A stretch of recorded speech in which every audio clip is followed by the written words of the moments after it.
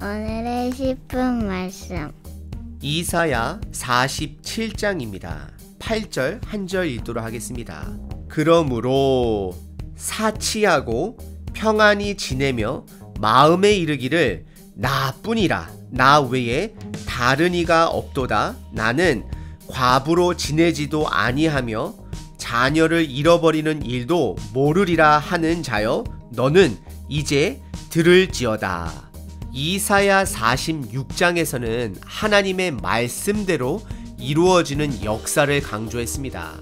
아무리 강대국 바벨론이라 할지라도 하나님의 말씀대로 무너지게 됨을 나누었습니다. 바벨론은 주전 586년도에 예루살렘 성전을 함락하였습니다.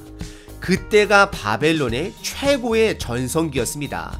하지만 30년 후에 바벨론은 하나님의 말씀대로 바데 바사 연합국 즉 페르시아로부터 멸망을 받게 됩니다. 오늘 본문은 왜 바벨론이 멸망을 당했는지 그 이유를 우리들에게 말씀하고 계십니다. 바벨론은 고대 당시 강대국으로서 지금으로 말하면 미국 정도로 볼 수 있습니다. 군대의 힘과 지식의 힘이 뛰어났던 나라였습니다. 하지만 결국 교만하여 하나님의 심판을 받게 된 것입니다. 대부분 사람들은 어려운 시기 때는 나를 도와줄 사람, 구원자를 찾습니다. 하지만 전성기 때는 교만해질 수 있습니다. 오늘 본문을 통해 혹시 나의 삶은 교만한 삶을 살고 있지는 않은지 점검해보는 시간 되시길 바랍니다. 오늘 본문은 크게 세 부분으로 나눌 수 있습니다. 첫 번째는 바벨론의 멸망 선포, 두 번째는 멸망을 당한 이유, 그리고 마지막 세 번째는 그들의 철저한 실패입니다. 첫 번째 부분은 1절서부터 7절까지 바벨론의 멸망을 선포하십니다. 지금 본문의 배경은 바벨론이 그 당시 강대국으로 무섭게 성장하는 시기였습니다. 승승장구하던 전성기 시대였습니다. 그래서 바벨론은 무서울 것이 없었습니다. 그래서 1절에 보시게 되면 하나님께서는 바벨론을 처녀딸 바벨론으로 표현하십니다. 처녀딸 바벨론으로 표현한 것은 젊을 때의 가장 아리따움을 유지하며 사람들의 관심을 끌 시기를 말하는 것입니다. 하지만 아리따운 처녀딸이 티끌에 앉게 될 것을 말합니다. 결국은 공주가 거지가 될 것으로 비유하고 계시는 것입니다. 그리고 보좌가 없어질 것이고 다시는 곱고 아립답다 일컬음을 받지 못하게 될 것이다 말씀하십니다. 이것은 바벨론의 왕권이 무너질 것이고 다시는 일어서지 못하고 역사 속에서 사라질 것을 말하고 있습니다. 그리고 2절서부터 4절은 하나님의 심판을 표현합니다. 바벨론이 노예가 될 것을 두 가지로 표현하십니다. 첫 번째는 맷돌을 돌리는 노예의 모습, 두 번째는 끌려가는 노예의 모습인 치마를 걷고 다리를 드러내고 강을 건너는 모습을 말하고 있습니다. 그리고 하나님께서는 본인을 이스라엘을 대신하여 바벨론을 보복할 구원자의 하나님으로 표현하고 계십니다. 사실 하나님은 바벨론을 도구로 사용하셨습니다. 하나님을 떠나 악을 행하는 이스라엘 백성을 벌하기 위해 사용하신 나라가 바벨론입니다. 하지만 하나님께서 바벨론을 다시 벌하시는 모습을 보면 인간적인 눈으로 보게 되면 병 주고 약 주신다는 느낌이 들 수는 있습니다. 그래서 5절서부터 7절까지 바벨론이 멸망받을 수밖에 없던 이유를 하나님께서 설명하십니다. 우선 5절에서는 바벨론을 딸 갈대아라 표현하시며 그들의 멸망을 다시 한번 선포하십니다. 그리고 6절에 하나님께서 본인의 백성, 즉 이스라엘에게 노하여 그들을 바벨론 손에 붙여주셨는데 그들이 이스라엘 백성들을 긍휼히 여기지 않고 늙은이에게까지 어르신들에게까지 심한 노동을 시켰다 말씀합니다.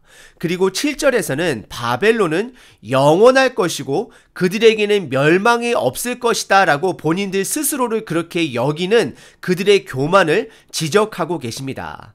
사실 바벨론은 본인들이 하나님께 사용을 당하는 것인지도 인지를 못했을 것입니다. 그래서 하나님의 도우심으로 그들이 전성기를 달릴 때 이 모든 것이 그들의 능력으로 된 줄 믿었습니다. 그래서 그들은 결국 넘지 말아야 할 선을 넘어버리게 된 것입니다. 그 넘지 말아야 할 선은 바로 본인들이 하나님됨을 이 세상에 선포하는 것입니다. 성경에서 보면 하나님은 죄를 가장 경멸히 여기십니다. 그리고 그 죄의 영향력은 우리들로 하여금 하나님처럼 되게 하는 것이 바로 죄의 역할인 것입니다. 내가 스스로 무엇이 옳고 그른가를 판단하는 기준이 되는 것입니다. 그러다 보니 교만하여져서 본인들이 행하는 모든 행동을 정당화하기 시작하는 것입니다. 하나님은 죄의 열매인 그런 교만 또한 경멸히 여기십니다. 그래서 비록 잠깐 하나님께 쓰임받던 도구였지만 넘지 말아야 할 선을 넘게 되므로 하나님으로부터 심판을 받게 될 것을 오늘 본문은 예언하고 있는 것입니다. 오늘 본문의 첫 번째 부분은 바벨론의 교만으로 인한 그들의 불가피한 멸망에 대해 다루었습니다. 오늘 본문의 두 번째 부분은 8절서부터 11절까지 바벨론의 영적 죄를 조금 더 자세하게 진단합니다. 그들의 병명은 바로 교만입니다. 8절과 9절에 그들의 절대적 우월한 교만을 지적하십니다. 8절에 그러므로 라고 시작하며 그들이 넘지 말아야 할 선을 넘은 이후 그들의 죄를 낱낱이 드러내십니다. 첫 번째는 사치하고 평안히 지낸다 말합니다. 이것은 그들 원하는 대로 마음대로 하는 행위를 지적하는 표현인 것입니다. 그리고 하나님만이 할 수 있는 표현, 즉 나 외에는 다른 이가 없도다 하는 표현을 그들이 스스로 그들에게 사용하게 되는 것을 보게 됩니다. 결국 바벨론은 그들 스스로를 신격화한 것입니다. 우상화한 것입니다. 하지만 하나님은 그런 선을 넘은 바벨론에게 들으라 라고 명령하십니다. 9절에 너희들이 남편을 잃는 일도 없고 자녀를 잃는 일이 없다라고 말을 했는데 결국 전쟁에서 질 일이 절대 없다라고 말을 했지만 앞으로는 너희들의 남편을 잃을 것이고 그래서 너희들이 과부가 될 것이고 자녀를 잃게 될 것이다라고 하나님께서 그들에게 선포하십니다. 그리고 그들이 의지했던 수많은 주술과 주문을 할지라도 반드시 하나님의 심판은 이루어질 것을 선포하고 계십니다. 그리고 10절과 11절은 그들이 하나님의 심판 앞에 아무것도 할 수 없고 멸망받게 될 것을 말씀하십니다. 10절에서는 그들이 그들의 우상을 의지하고 악을 행하며 넘지 말아야 할 선, 즉 본인들을 우상화했음을 지적하십니다. 그래서 11절에 그들은 결국 그들이 무엇 때문에 망하는지도 모른 채 손도 제대로 써보지 못하고 망하게 될 것을 예언하십니다.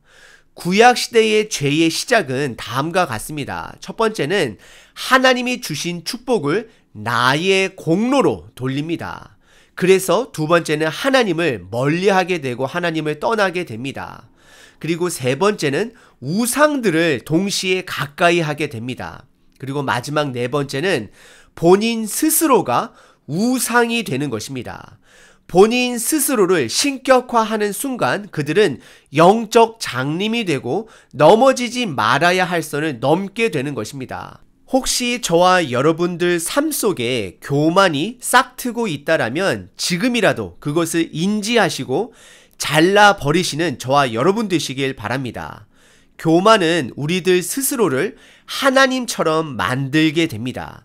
내가 생각하고 내가 말하는 것이 절대적인 진리인 마냥 살아가게 합니다. 그런 자들에게 기다리는 것은 결국 멸망이다라고 오늘 본문은 말하고 있습니다. 오늘 본문의 두 번째 부분은 바벨론의 영적 죄를 교만으로 진단했습니다. 그리고 오늘 본문의 마지막 세 번째 부분은 12절부터 15절까지 바벨론의 무력함, 즉 우상의 무력함을 드러내십니다.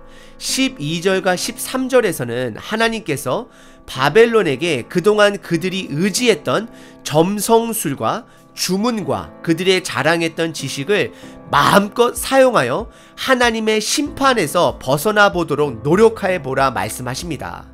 그래서 그들이 너희를 구원할 수 있는지를 확인해 보라 말씀하십니다. 그리고 14절과 15절에서는 바벨론의 결말인 그들의 멸망을 선포하십니다. 14절에 초계라는 표현이 나오는데 이것은 하찮게 꺼져가는 불꽃을 표현한 것입니다. 이것은 큰 불을 만들 수도 없는 점점 꺼져가는 불꽃을 표현하므로 바벨론의 멸망을 묘사하고 있는 것입니다. 오늘 본문은 하나님께서 바벨론을 사용하여 그분의 백성을 벌하는 도구로 사용했지만 그 도구 또한 선을 넘게 되면 하나님의 심판이 반드시 있음을 말하고 있습니다. 하나님은 어느 누구도 하나님 이외에는 그분과 같은 분이 없다라는 것을 강조하시고 드러내시고 선포하십니다. 그리고 그 선을 넘게 되는 자는 하나님의 심판이 반드시 있게 될 것을 말씀하고 계십니다. 이사야 14장에 보시게 되면 타락한 천사장 루시퍼가 나옵니다. 이 루시퍼도 본인의 위치를 망각하고 하나님께 반역하다가 쫓겨난 천사로 우리들이 말하고 있는 사탄이 된 것입니다.